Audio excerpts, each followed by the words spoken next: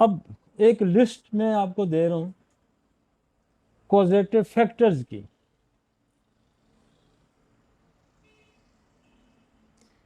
क्या हो सकता है? कैंसर भी हो सकता है, टीबी हो सकती है।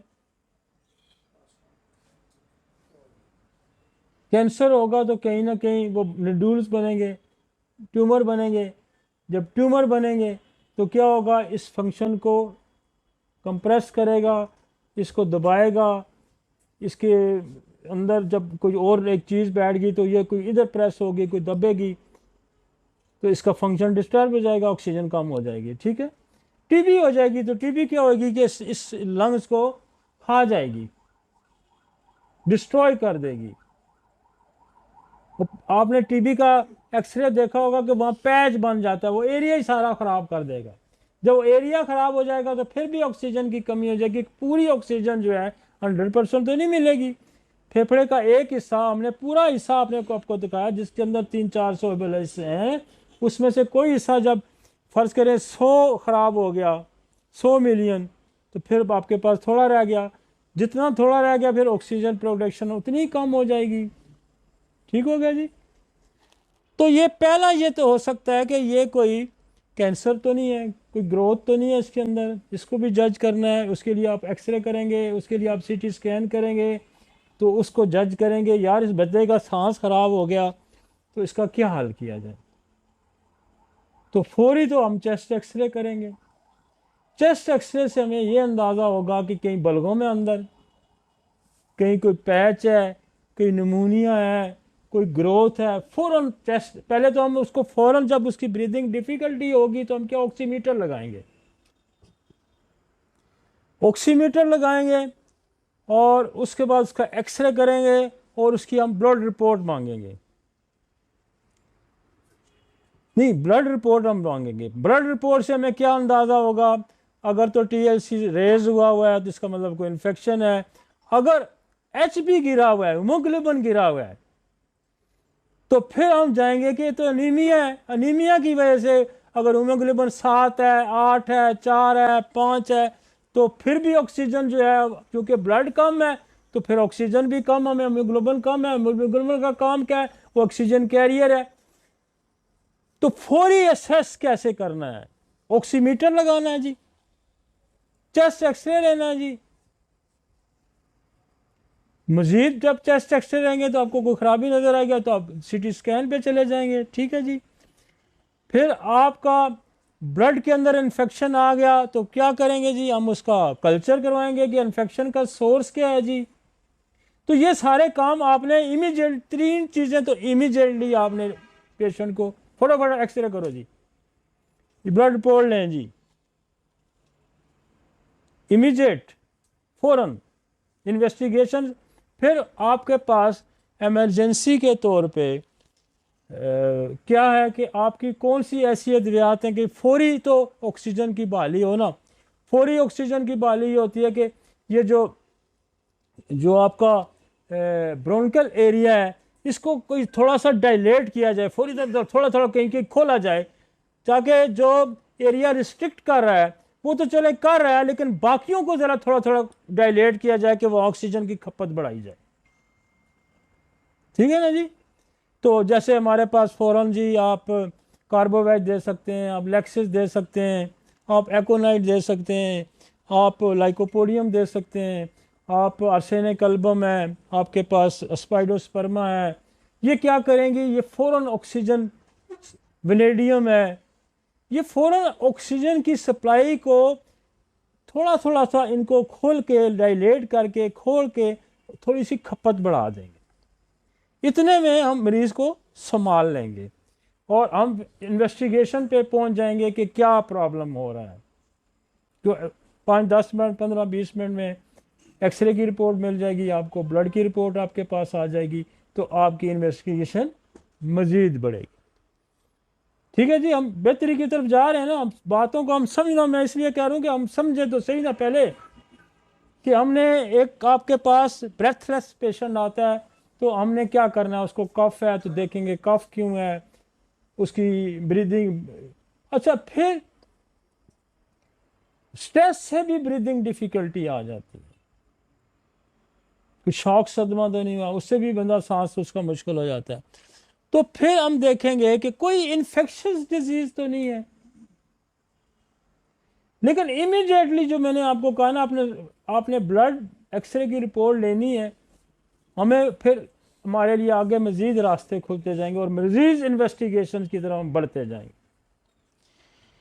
इन्फेक्शन डिजीज में क्या हो सकता है, कोई वायरल हो सकता है, ये कल्चर में आ जाएगा, ये बैक्टीरियल है, कोई फंगल है, ये सारी चीज़ें एक आध दो दिन में ये रिपोर्ट आती है, फौरी नहीं आती, एक दो दिन लग जाते हैं कि हमने कल्चर के लिए रिपोर्ट मांगी हुई है। और इमीडिएटली हम क्या करेंगे कि आप ऑक्सीजन भी फौरी लगा सकते हैं, लेकिन हमारे पास मेडिसिन भी होती हैं, हम उनका सहारा लेंगे। साइकोसिस के जो लोग हैं, साइकोटिक मजाज के जो लोग हैं, उनके यहाँ भी उनके फेफड़ों में पानी की कसरत होती है और वो उनके भी ब्रीदिंग डिफ़िकल्टीज होती है। वो हम तो थोड़ा सा जज करेंगे कि क्या बरसात तो नहीं है, क्या नमी में तो नहीं रह रहा, तो इसका मतलब है ये साइकोटिक पेशेंट है, इसके अंदर पानी की अफरात होती है, और पानी की अफरात जिस बंदे में होगी उस बंदे को सांस के मसाइल हो जाएंगे। फिर जनाब आपकी कोई किडनी की डिजीज तो नहीं है।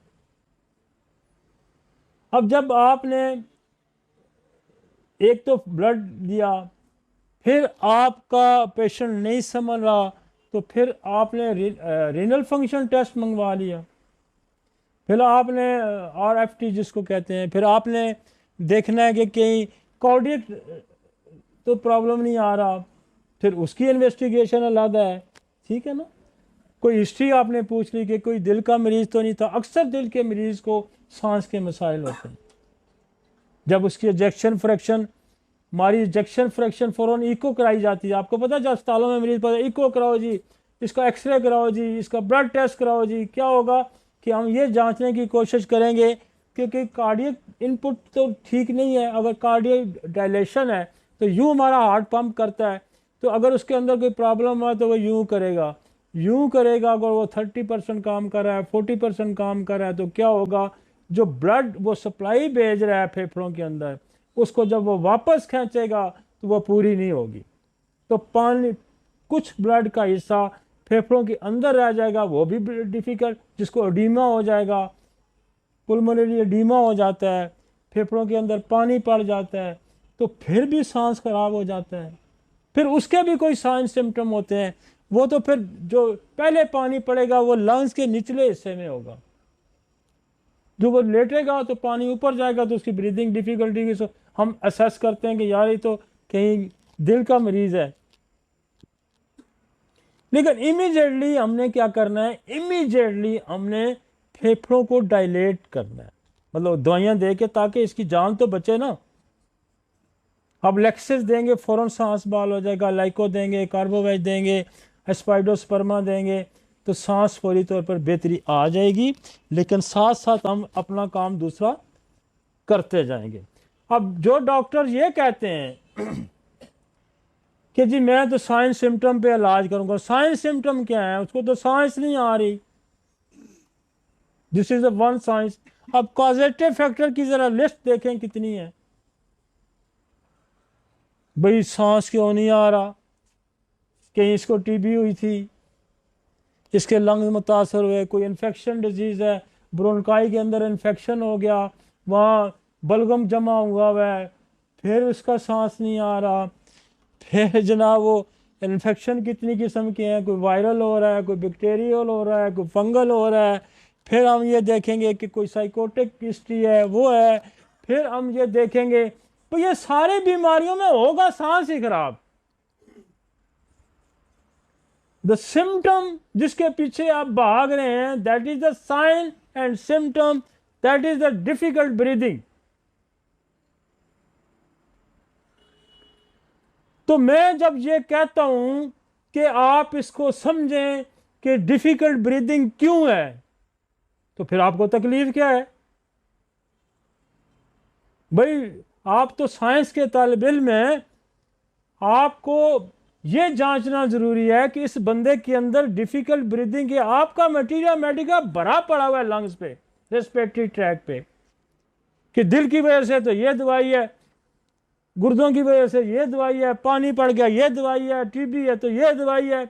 वो भाई कम से कम 200 300 400 दवाई फेफड़ों पे काम कर रही है। आप जो भी दवाई उठा के उसका रेस्पिरेटरी चैप्टर आपको मिलेगा।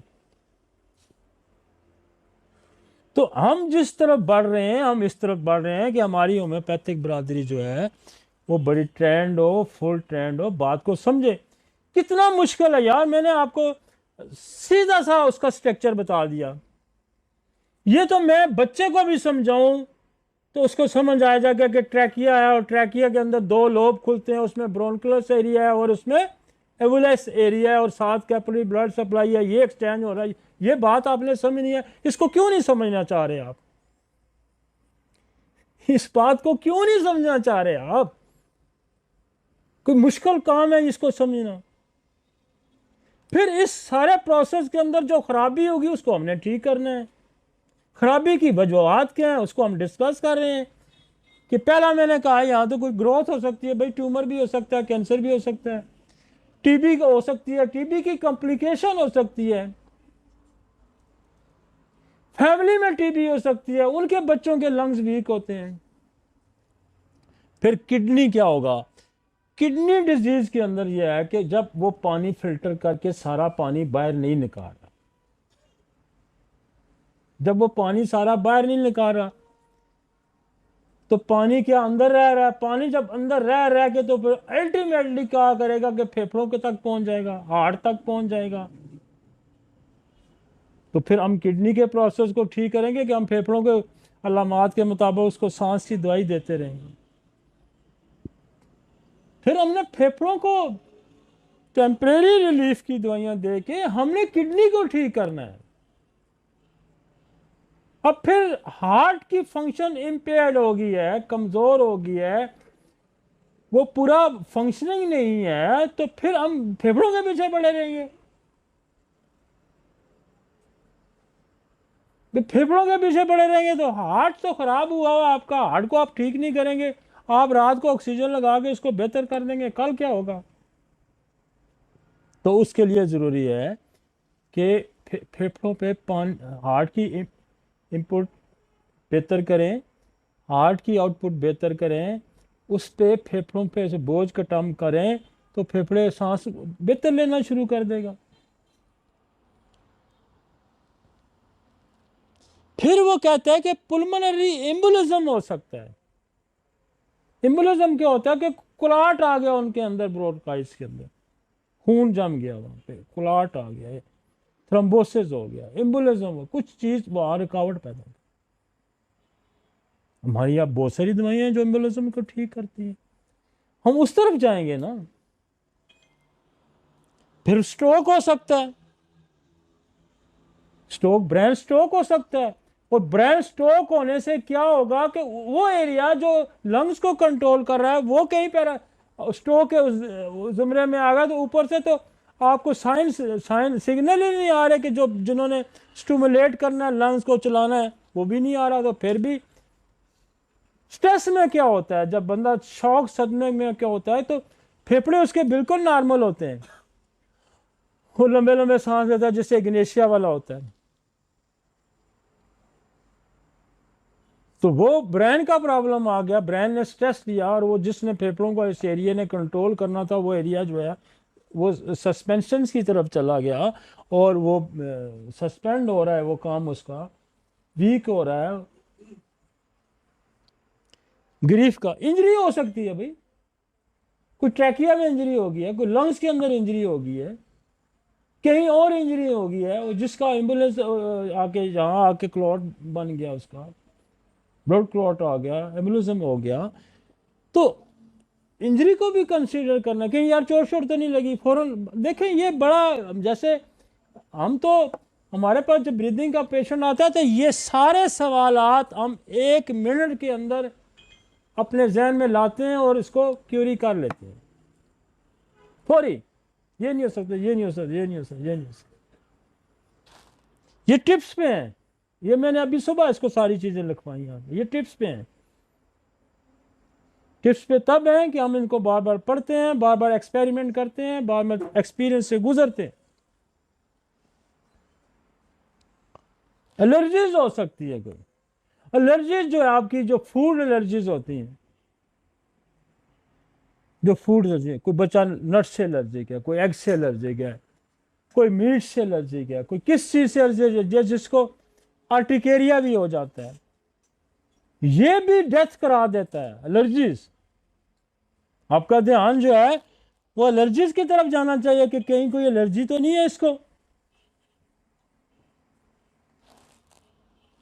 एलर्जी से लोग मर जाते हैं, और बाहर जो स्टोरों वालों ने लिखा होता है कि ये नट फ्री है, ये वीट फ्री, ये जो ग्लूटेन फ्री है डाइट, और बच्चे जो जिनके बच्चे होते हैं वो जाके उनको खाना खाते हुए होटलों में बताते हैं मेरे बच्चे को इसकी एलर्जी है, वो मुझे ऐसा कोई फूड ना दें, और वो उनकी जिम्मेदारी होती है, जब उसने इन्फॉर्म कर दिया अगर कोई एक्सीडेंट होता है तो वो होटल वाला जिम्मेदार होता है। तो कोई एलर्जी तो नहीं है। तो ये कॉजेस, फेफड़े अब बिल्कुल हेल्दी हैं, फेफड़े बिल्कुल सेहतमंद हैं। ये और कितने कॉजेज में आपको गिनवा रहा हूं। तो फेफड़ों का जो खांसी है ना, जिसको सिर्फ कफ कहते हैं, या ब्रीदिंग डिफिकल्ट, इसके पीछे एक पूरा कॉजेटिव फैक्टर्स हैं। समझ आ रही जी?